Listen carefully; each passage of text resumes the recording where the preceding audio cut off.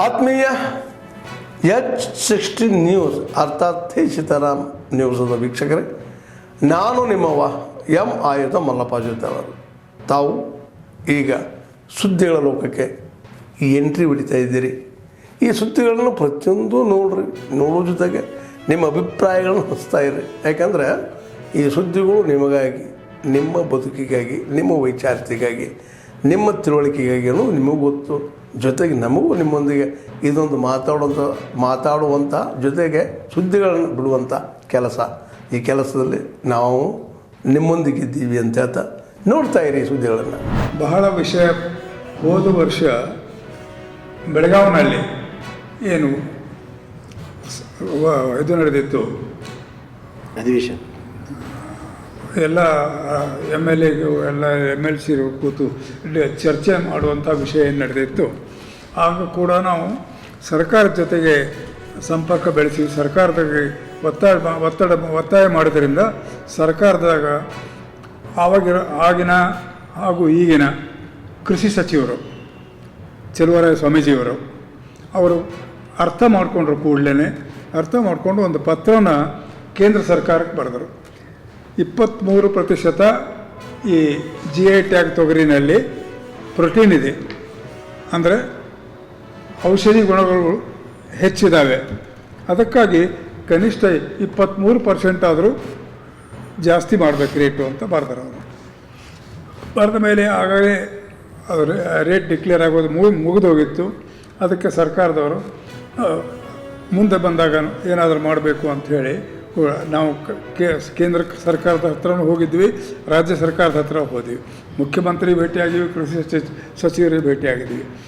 ಅಲ್ಲಿ ದಿಲ್ಲಿನಲ್ಲಿ ಈ ದರ ನಿಗದಿ ಮಾಡಲಿಕ್ಕೆ ಒಂದು ಸಂಸ್ಥೆ ಇದೆ, ಆ ಸಂಸ್ಥೆಗೂ ಕೂಡ ಭೇಟಿಯಾಗಿದ್ವಿ ನಾವು. ಎಲ್ಲರೂ ಕೂಡ ಆಯಿತು ನೋಡುವ, ಮಾಡ್ತೀವಿ ಅಂತ ಹೇಳಿದರು. ರಾಜ್ಯ ಸರ್ಕಾರದವರಂತೂ ಒಂದು ಪತ್ರನೇ ಬರೆದರು. ಆ ಪ್ರತಿ ಕೂಡ ಲಾಸ್ಟ್ ಇಯರೇ ತಮಗೆಲ್ಲ ಕೊಟ್ಟಿದ್ದೀವಿ ನಾವು. ಆದರೆ ಇಲ್ಲಿವರೆಗೂ ಕೇಂದ್ರ ಸರ್ಕಾರದ ದರ ಪಟ್ಟಿ, ಅಂದರೆ ಬೆಂಬಲ ಬೆಲೆಗೆ ಎಷ್ಟಿರಬೇಕು ಅನ್ನೋದಕ್ಕೆ ಒಂದು ಪಟ್ಟಿ ರಿಲೀಸ್ ವರ್ಷಕ್ಕೊಂದು ಸಲ ಆಗ್ತದೆ. ಅದು MSP ಅಂತ, ಅದಕ್ಕೆ ಅಂದರೆ ಕನಿಷ್ಠ ಬೆಂಬಲ ಬೆಲೆ. MSP ಅಂದರೆ ಮಿನಿಮಮ್ ಸಪೋರ್ಟ್ ಪ್ರೈಸ್ ಅಂತ. ಇಲ್ಲಿವರೆಗೂ ಆ ಮಿನಿಮಮ್ ಸಪೋರ್ಟ್ ಪ್ರೈಸ್ಗೆ ನಮ್ಮ ತೊಗರಿಗೆ ಎಂಟ್ರಿ ಸಿಕ್ಕಿಲ್ಲ, ಅಂದರೆ ಅವರು ಮಾಡಿಲ್ಲ ಅಂತ. ಅದಕ್ಕಾಗಿ ನಾವು ವಿವಿಧ ಇಲಾಖೆಗಳಲ್ಲಿ ಖಾಲಿದ್ದೇವೆ ಹುದ್ದೆಗಳು ಸಾಕಷ್ಟು ಲಕ್ಷಗಟ್ಟಲೆ ಖಾಲಿದ್ದೇವೆ. ಇವನ್ ಸ್ಟೇಟ್ ಗೌರ್ಮೆಂಟಲ್ಲಿ 2,84,000 ಪೋಸ್ಟ್ಗಳು ಖಾಲಿದ್ದೇವೆ. ಆಮೇಲೆ ಕೇಂದ್ರ ಸರ್ಕಾರದಲ್ಲಿ 10 ಲಕ್ಷ ಸುಮಾರು ಪೋಸ್ಟ್ಗಳು ಖಾಲಿದ್ದೇವೆ. ಈ ಖಾಲಿ ಇರೋ ಹುದ್ದೆಗಳನ್ನೆಲ್ಲ ಭರ್ತಿ ಮಾಡ್ಕೋಬೇಕಂತೇಳಿ ಕಳೆದ 4-5 ತಿಂಗಳಿಂದ ಇಡೀ ರಾಜ್ಯದಾದ್ಯಂತ ಎಲ್ಲ ಕಡೆ ವಿವಿಧ ಜಿಲ್ಲೆಗಳಲ್ಲಿ ಹೋರಾಟಗಳೆಲ್ಲ ಆಗಿದೆ. ಸೊ ಏನು ಸರ್ಕಾರಗಳು ಇವತ್ತೇನು ಚುನಾವಣೆ ಸಂದರ್ಭದಲ್ಲಿ ಯುವ ಜನರಿಗೆ ಒಂದು ಭರವಸೆಯ ಆಶ್ವಾಸನೆ ಕೊಟ್ಕೊಂಡೇನೋ ಅಧಿಕಾರಕ್ಕೆ ಬಂದರು.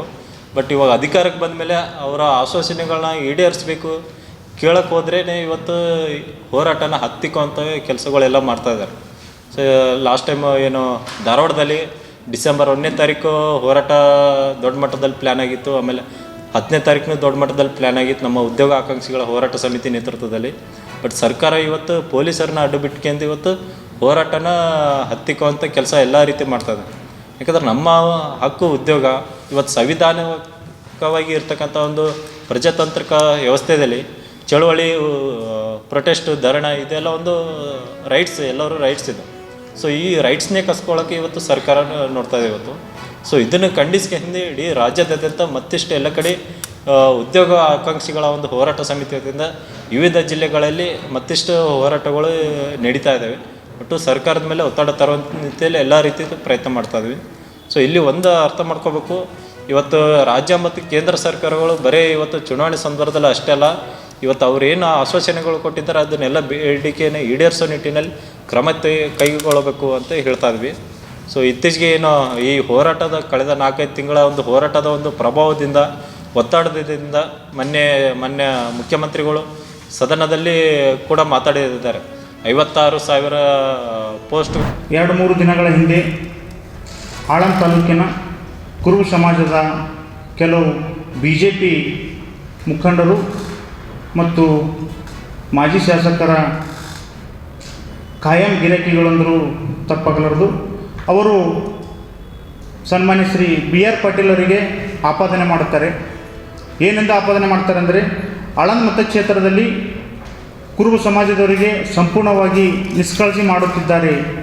ಅವರಿಗೆ ಯಾವುದೇ ಕಾಮಗಾರಿಗಳಾಗಿರ್ಬೋದು, ಅನುದಾನ ಆಗಿರ್ಬೋದು, ಕನಕ ಭವನ ಆಗಿರ್ಬೋದು, ಸಮಾಜದಲ್ಲಿ ಯಾವುದೇ ಹುದ್ದೆಗಳು ಕೊಡುವಲ್ಲಿ ವಿಫಲರಾಗಿದ್ದಾರೆ.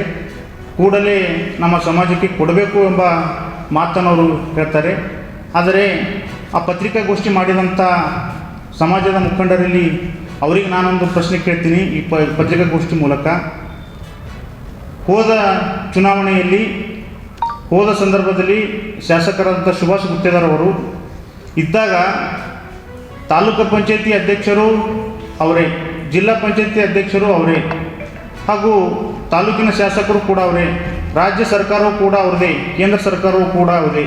ಇವತ್ತು ಹಳ್ಳಿಯಿಂದ ದಿಲ್ಲಿಯವರೆಗೂ ಸರ್ಕಾರ ಅವರದೇ, ಆಡಳಿತ ಅವರದೇ ಇದ್ದರೂ ಕೂಡ ಒಬ್ಬ ಕುರುಬ ಸಮಾಜದ ಒಬ್ಬ ವ್ಯಕ್ತಿ ಅಥವಾ ಒಬ್ಬ ಮುಖಂಡನ್ನು ಕೂಡ ಗುರುತಿಸ್ಲಿಕ್ಕೆ ಆಗಲಿಲ್ಲಂಥ ಆಳಂದದ ಪರಿಸ್ಥಿತಿ ಅವ್ರದ್ದು. ಆದರೆ ಯಾವುದೇ ಚುನಾವಣೆಗಳು ಬಂದರೂ ಕೂಡ ಪ್ರಥಮವಾಗಿ ಆದ್ಯತೆ ಕೊಡುವರು ಸನ್ಮಾನ್ಯ ಶ್ರೀ BR ಪಾಟೀಲ್ ಅವರು. ಇವತ್ತು ಉದಾಹರಣೆಯಾಗಿ ಹೇಳಬೇಕಾದರೆ KMFನಲ್ಲಿ 2 ಜನರನ್ನು ನಿರ್ದೇಶಕರ ಕುರುಬ ಸಮಾಜವನ್ನು ಮಾಡಿಕೊಂಡು ಬಂದಿದ್ದಾರೆ.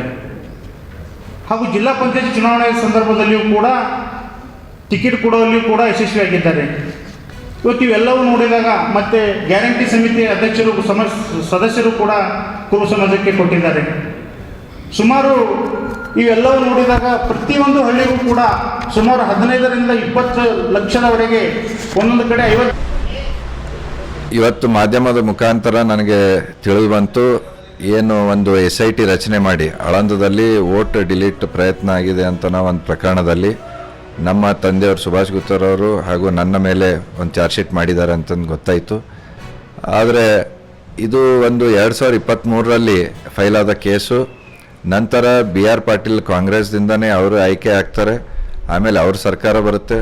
ಆ ಸರ್ಕಾರನ ಬಳಸ್ಕೊಂಡು ಅವರು CID ಪ್ರಕರಣ ಕೊಟ್ಟು ಇದು ನಮ್ಮ ಮೇಲೆ ಕೇಸು ತಿರುಗಿಸುವಂಥ ಕೆಲಸ ಇವತ್ತು BR ಪಾಟೀಲ್ ಮಾಡಿದ್ದಾರೆ. ಮತ್ತು ಇವತ್ತು 2.5 ವರ್ಷ ಆದ್ರೂ ಕೂಡ ಇಲ್ಲಿವರೆಗೂ ಏನೂ ಇದರಲ್ಲಿ ಪ್ರಗತಿ ಆಗಿರಲಿಲ್ಲ. ಆ ಕೇಸ್ CID ಕೊಟ್ಟರು ಕೂಡ, ಯಾಕಂದರೆ ಈ ಕೇಸ್ನಲ್ಲಿ ಏನೂ ಅಂಥದ್ದು ಇಲ್ಲ, ಸುಳ್ಳು ಕೇಸ್ ಇದು.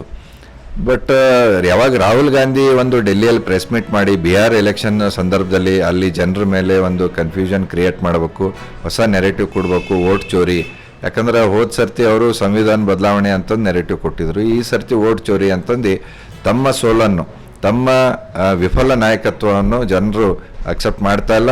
ನನ್ನ ಸೋಲು ಬೇರೆಯವ್ರ ಮೇಲೆ ಹಾಕಬೇಕು ಅಂತಂದು ಇವತ್ತು BJP ಮೇಲೆ ಮತ್ತು ಚುನಾವಣೆ ಸಂಸ್ಥೆ ಮೇಲೆ ಒಂದು ಬ್ಲೇಮ್ ಮಾಡೋದು ರಾಹುಲ್ ಗಾಂಧಿ ಯಾವಾಗ ಪ್ರಾರಂಭ ಮಾಡಿದ್ರು ಆವಾಗ ಇಲ್ಲಿಯ ಕಾಂಗ್ರೆಸ್ ಸರ್ಕಾರ ಮತ್ತು ಇಲ್ಲಿ BR ಪಾಟೀಲ್ ಇದು ಒಂದು ಅವಕಾಶ ಇಟ್ಕೊಂಡು ಅವರಿಗೆ ಖುಷಿ ಪಡಿಸೋ ಸಲುವಾಗಿ ರಾಹುಲ್ ಗಾಂಧಿಗೆ ಯಾವಾಗ BR ಎಲೆಕ್ಷನ್ ಬರುತ್ತೆ ಆವಾಗ SIT ರಚನೆ ಮಾಡ್ತಾರೆ. SIT ಮಾಡಿ ನಮ್ಮ ಮನೆ ಮೇಲೆ ಒಂದು ಸರ್ಚ್ ವಾರೆಂಟ್ ಇಶ್ಯೂ ಮಾಡಿ ಸರ್ಚ್ ಮಾಡ್ತಾರೆ. ಆದರೆ ಇಲ್ಲಿ ಏನೂ ಸಿಗೋದಿಲ್ಲ. ಮತ್ತು ನಮ್ಮ ಬಾರ್ ಮೇಲೆ ಮಾಡ್ತಾರೆ, ಅಲ್ಲಿನೂ ಏನೂ ಸಿಗೋದಿಲ್ಲ. ಮತ್ತು ಈಗ ನಾಳೆ ಒಂದು ಸಮಾವೇಶ ಕಾಂಗ್ರೆಸ್ದವ್ರು ಮಾಡ್ಲಿಕತ್ತಾರ ವೋಟ್ ಚೋರಿದು. ಆ ಸಮಾವೇಶದಾಗ ಹೇಳೋ ಸಲುವಾಗಿ BJPದವರು ಚಾರ್ಜ್ ಶೀಟಲ್ಲಿ ಇದ್ದಾರೆ ಅಂತಂದು ಹೇಳೋ ಸಲುವಾಗಿ ನಮ್ಮ ತಂದೆಯವ್ರದ್ದು ಮತ್ತು ನಮ್ಮದು ಹೆಸರು ಸೇರ್ಪಡೆ ಒತ್ತಡದಿಂದ ಇವತ್ತು ಸೇರ್ಪಡೆ ಮಾಡಿಸಿ ಚಾರ್ಜ್ ಶೀಟ್ ಮಾಡಿದ್ದಾರೆ ಅಂತಂದು ನನಗೆ ಇದು ನಂಬಿಕೆ ಇದೆ. ಅದಕ್ಕೆ ಈ ಕೇಸ್ದಲ್ಲಿ ನಮ್ಮದು ಯಾವುದೇ ರೀತಿಯ ಇನ್ವಾಲ್ವ್ಮೆಂಟ್ ಇಲ್ಲ. ನಾವು ಇದಕ್ಕೆ ಸಂಬಂಧ ಆದ್ಮೇಲೆ ಎಲ್ಲ ಸುದ್ದಿಗಳನ್ನು ನೋಡಿದ್ರಲ್ಲ, ಏನು ಅನಿಸ್ತು ನಿಮಗೆ? ಇದರಲ್ಲೇ ನಿಮ್ಗೆ ಲೈಕ್ ಆಗಿರ್ಬೋದು, ಡಿಸ್ಲೈಕು ಆಗಿರ್ಬೋದು, ಕಾಮೆಂಟ್ ಬೇಡಪ್ಪ ಅಂತೂ ಅನಿಸಿರ್ಬೋದು, ಕಾಮೆಂಟ್ ಮಾಡಬೇಕಪ್ಪ ಅನಿಸಿರ್ಬೋದು, ಶೇರ್ ಮಾಡಬಾರ್ದಪ್ಪ ಅನಿಸಿರ್ಬೋದು, ಅದು ಮಾಡಬೇಕು ಅನಿಸಿರ್ಬೋದು. ಏನಾದರೂ ಆಗಲಿ ಶೇರ್ ಮಾಡ್ತಾಯಿರಿ, ಈ ನ್ಯೂಸ್ಗಳನ್ನ ಹಂಚ್ತಾ ಇರಿ, ಜೊತೆಗೆ ಇದಕ್ಕೆ ಸಬ್ಸ್ಕ್ರೈಬ್ ಆಗ್ತಾಯಿರಿ ಅಂತ ಹೇಳ್ತಾ H16 ನ್ಯೂಸ್ ಅರ್ಥಾತ್ ಹೇ ಸೀತಾರಾಮ್, ಇದು ಸತ್ಯದ ಕೈಗೆ ನಡಿ. ವಂದನೆಗಳು.